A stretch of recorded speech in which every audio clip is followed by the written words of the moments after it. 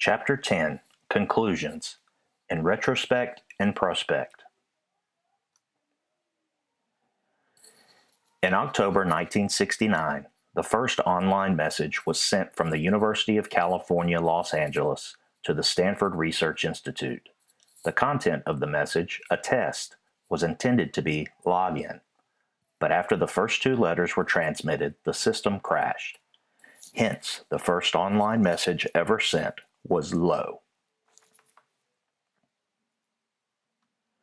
By 1981, only 213 mainframe computers were on the network. However, by 1995, 16 million people were online. The 1980s was a time of educational exploration of this new medium, although the going was tough. The logistics were terrible as network connectivity with schools and homes was sparse.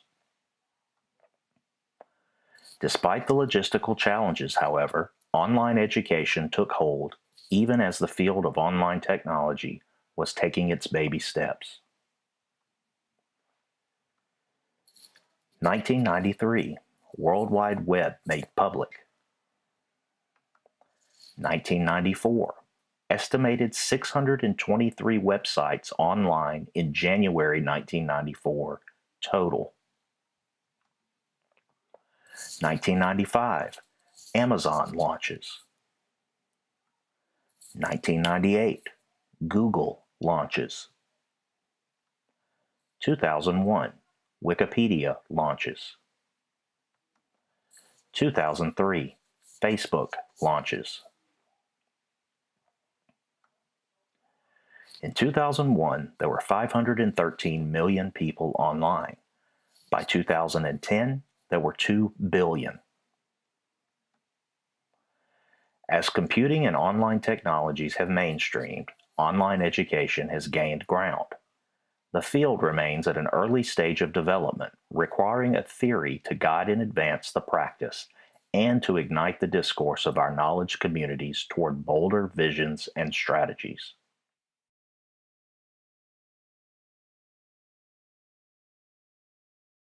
Learning theories and online technologies addresses this need. It examines how learning and technology integrate to advance human development. Chapters 1 and 2. Learning has historically shaped and been shaped by technology. Majority of society learned through non-formal education and informal approaches to learning. Formal education was based on literacy and restricted to small elite until late 19th century. The rise of manufacturing coincided with the historical period of the scientific revolution. With the rise of modern science came the development of human sciences such as psychology, and by extension, a focus on learning and education. Chapter 1 introduced theory as a point of view or premise whereby we observe and make sense of the observations. Learning theory provides educational researchers and practitioners with a framework for viewing the field and for connecting how we understand learning, not only with our practice, but with research and knowledge within our own and other disciplines.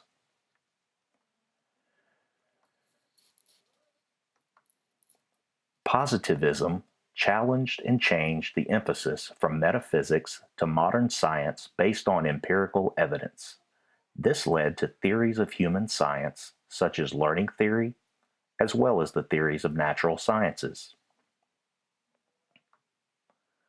With the rise of positivism, the emphasis on empirical data and evidence gained authority over belief-generated ideas, contributing to scientific method.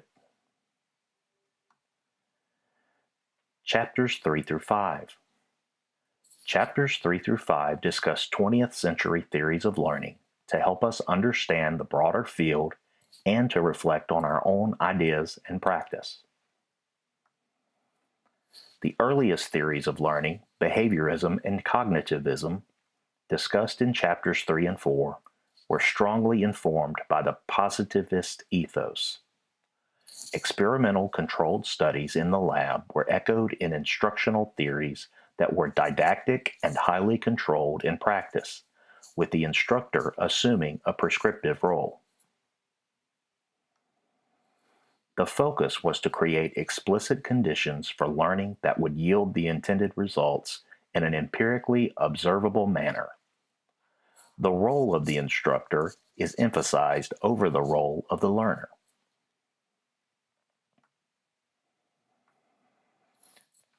Constructivist learning theory emerged to some degree as a counterposition to the objectivist epistemology and instructor-centered approaches that characterize behaviorist and cognitivist learning theory. Constructivism, particularly social constructivism, posited a view of knowledge as constructed through peer discussion and interaction with the environment. Chapters 6 and 7. Chapter 6 presented the proposed theory of connectivism based on the idea that a networked environment without instructors and course structure will facilitate and achieve learning among participants. Chapter 7 then focused on collaborative knowledge construction discourse mediated by online technologies as a new paradigm for learning to address the challenges and needs of the 21st century knowledge age. Collaborativism provides a theoretical framework based on 3 phases of collaborative discourse that progress from divergent thinking to intellectual convergence. These phases characterize conceptual change and knowledge building. They also inform collaborativist, pedagogical, and technological design and assessment. Chapters 8 and 9. Chapters 8 and 9 provide practical cases to demonstrate how collaborative learning works in the real world, with scenarios and case examples drawn from all sectors of formal, non-formal, and informal educational applications. Online education is being successfully adopted and implemented by institutions and organizations worldwide, and the lessons inform the development of collaborative learning theory and educational practice.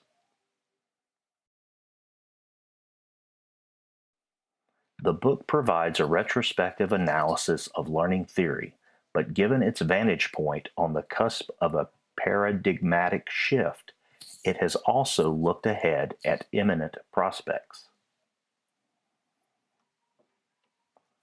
Online education is being designed in myriad ways to revolutionize and improve how we understand and practice learning and knowledge creation. We are on the verge of a breakthrough, beginning to see new educational horizons unlike any known to date. One of the major events of the next few decades will almost certainly be an unprecedented investment in professional development and lifelong learning for educators. Peer interaction and engagement with experts, scholars, and scientists in related fields open unprecedented opportunities for educators to learn, to progress, and improve through participation in the relevant knowledge communities. School curricula might similarly be transformed by engaging students as well in online knowledge community discussions at various levels of theory and practice. Online discourse communities might be one way to transform classroom, curriculum, and pedagogy to advance beyond teaching to the test.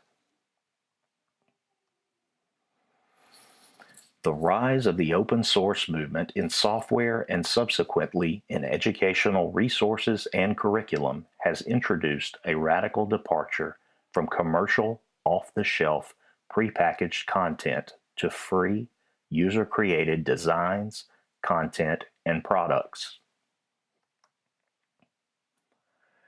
The availability of open content repositories and directories, such as the Open Courseware Consortium and the Massachusetts Institute of Technology OpenCourseWare site, is truly remarkable.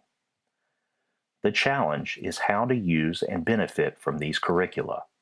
The options range from outright adoption of these course curricula to modifying or adapting the content or using the material as a benchmark or even inspiration for new pedagogies or ways of teaching particular concepts.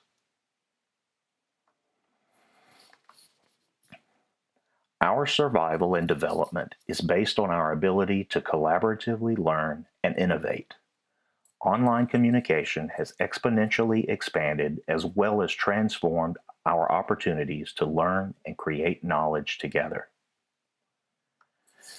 Teachers and learners today have the fortunate opportunity to contribute to and participate in shaping this new online environment, and thereby, most importantly, fully engage in their mission of advancing the conversation of humankind.